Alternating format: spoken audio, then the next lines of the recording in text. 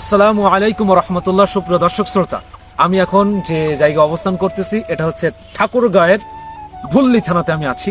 গ্রামের নাম খুবই কঠিন, এজন্য আমি বলতে পারলাম, এজন্য দুঃখিত। যাই হোক, এখন আমি যে ক্ষেতের মধ্যে আছি এই ক্ষেতটা হচ্ছে মরিচের ক্ষেত, ঝালের ক্ষেত। অনেকেই তো আমরা ঝাল খাই, কিন্তু মরিচ গাছ, এই ঝাল গাছ কেমন হয় সেটা আমরা জানি না।